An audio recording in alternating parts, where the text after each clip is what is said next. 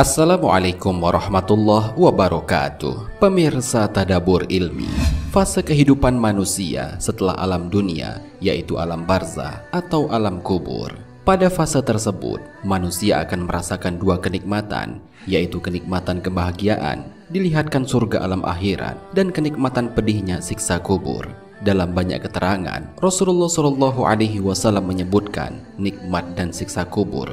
Keduanya merupakan ganjaran yang Allah berikan sebelum hari akhir tiba. Kebaikan dan kejahatan seseorang selama hidup di dunia cukup menentukan balasan apa yang akan diterimanya di alam barzah. Lantas, bagaimana sesungguhnya perjalanan ruh menuju alam kubur, mulai sejak menghadapi kematian sampai ditempatkan di liang lahat hingga mendapatkan beragam nikmat kubur? Mau tahu jawabannya? Simak ulasannya dengan menonton video ini hingga akhir.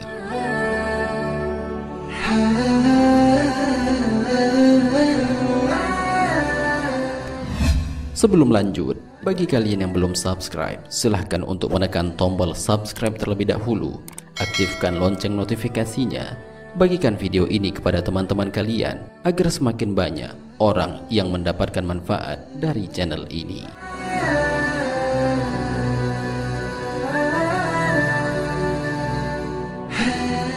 Pemirsa Tadabbur Ilmi, dalam sebuah riwayat diceritakan bahwa suatu hari Nabi Muhammad SAW bersama para sahabat mengantar satu jenazah sahabat Ansor.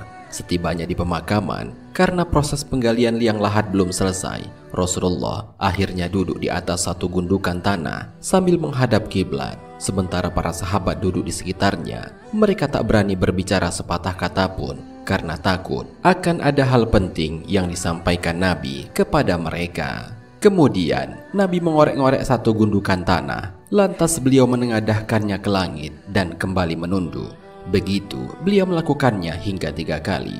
Tak lama berselang, beliau bersabda di hadapan para sahabat, "Kalian harus memohon perlindungan dari siksa kubur." Kemudian beliau berdoa, "Ya Allah, sesungguhnya aku memohon perlindungan kepadamu dari siksa kubur," hingga 3 kali.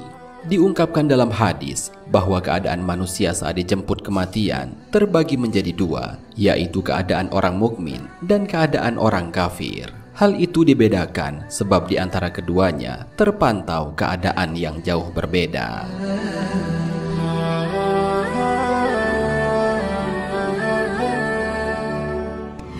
Pertama, kematian hamba mukmin.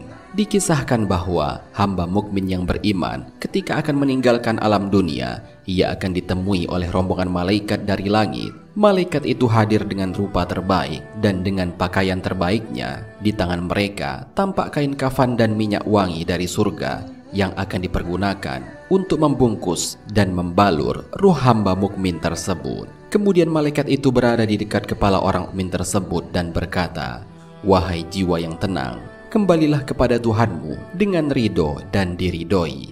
Begitu disampaikan seperti itu, maka ruh hamba mukmin itu pun tak bisa menolak. Ia perlahan keluar dari jasad, mengalir bagaikan air dari ceret. Kondisinya jernih dan bersih. Ketika ruhnya berhasil dikeluarkan oleh malaikat maut, para malaikat segera mengambil ruh tersebut, lalu membungkusnya dengan kain kafan yang sudah dilumuri minyak-minyak wangi dari surga. Setelah itu, semua malaikat langsung mengiring kepergiannya. Pintu-pintu langit pun segera dibuka. Semua pintu berharap agar Allah menjadikan dirinya sebagai jalan lewat ruh hamba mukmin tersebut. Dalam perjalanannya ke langit, setiap kali bertemu dengan kumpulan malaikat, mereka ditanya tentang ruh yang dicium wangi yang mereka bawa. Salah satu dari mereka menjawab, "Ini adalah ruh Fulan bin Fulan." Mereka memanggil nama hamba tersebut dengan panggilan yang terbaik yang pernah terdengar di muka bumi. Lantas, setibanya di langit dunia, para malaikat pembawa ruh memohon izin kepada para malaikat penjaga langit dunia. Setelah diizinkan, mereka diiring oleh para malaikat langit dunia hingga ke langit berikutnya. Demikian seterusnya hingga sampai di langit ketujuh. Setibanya di langit ketujuh, Rabbul Izzati berfirman, "Tuliskanlah nama hambaku ini pada Illiyin." Allah berfirman, "Illiyin adalah kitab yang berisi catatan amal yang disajikan oleh malaikat-malaikat yang didekatkan kepada Allah." setelah dituliskan nama sang hamba di Iliyin, kemudian disampaikan kepada para malaikat, "Kembalikanlah lagi ruh hambaku itu ke bumi." Kemudian ruh itu pun dikembalikan ke bumi dan dimasukkan lagi ke dalam jasad, sehingga ia bisa mendengar suara sandal saudara-saudaranya, kerabat dan serta kolega yang mengantarkan dirinya bergegas pulang menuju rumah masing-masing.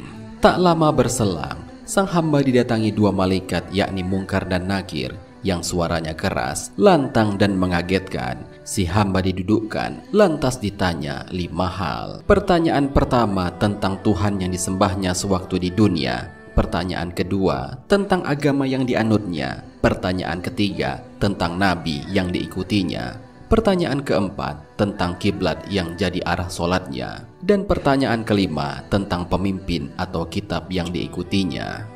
Dalam hal ini Allah berfirman, Allah meneguhkan orang-orang yang beriman dengan ucapan yang teguh dalam kehidupan di dunia dan di akhirat. Allah menyesatkan orang-orang yang zalim dan Allah berbuat apa yang Dia kehendaki. Sebagai ruh orang yang beriman, ia diberikan kekuatan oleh Allah untuk menjawab pertanyaan para malaikat dengan benar. Setelah itu terdengarlah suara dari langit, "Hambaku benar." Maka dihamparkanlah satu taman dari surga untuknya. Ia diberikan pakaian dari surga, dibukakan satu pintu ke surga, maka datanglah kepadanya aroma wangi dari surga, dan dilapangkanlah kuburnya sejauh mata memandang. Setelah itu datanglah kepadanya satu sosok yang menyerupai laki-laki. Laki-laki itu sangat tampan dan menyenangkan. Pakaiannya sangat bagus dan menyampaikan kabar gembira kepada hamba tersebut. Ia merupakan jelmaan dari amal soleh yang diperbuatnya semasa di dunia. Hamba mukmin itu pun sangat senang sampai-sampai ia memohon kepada Allah agar segera disampaikan pada hari kiamat.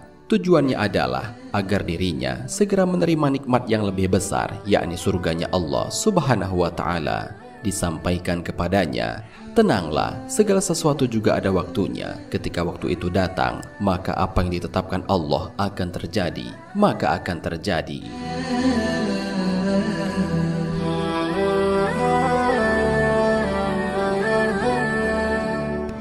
Kedua, kematian hamba kafir.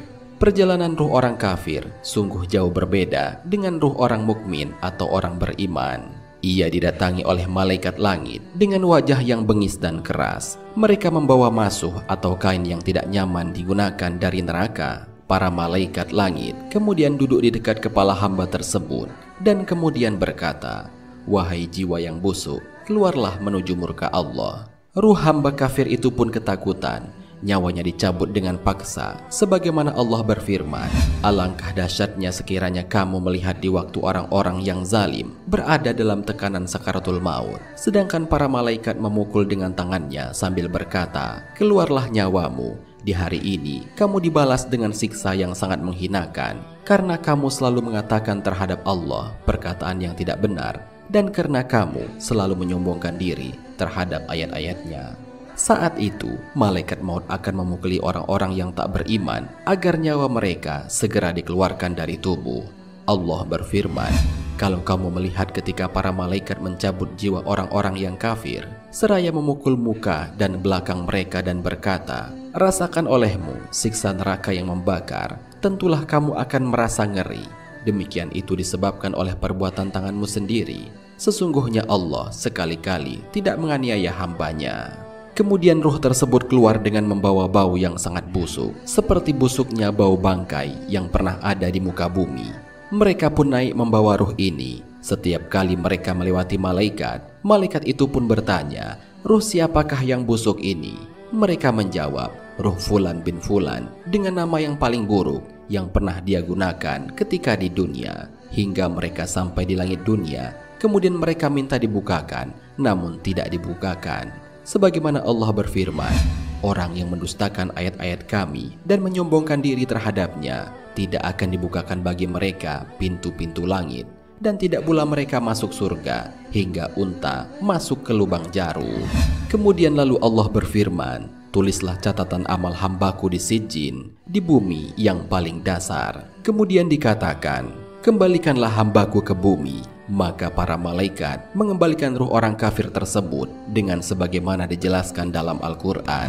Maka ia seolah-olah jatuh dari langit, lalu disambar oleh burung atau diterbangkan angin ke tempat yang jauh. Perjalanan ruh orang kafir selanjutnya sama seperti ruh mukmin, dikembalikan kepada jasadnya, namun dengan perlakuan yang berbeda, yaitu perlakuan sebaliknya, yakni mendapatkan siksa dari para malaikat, sampai-sampai jeritan ahli kubur itu didengar oleh penduduk bumi kecuali jin dan manusia.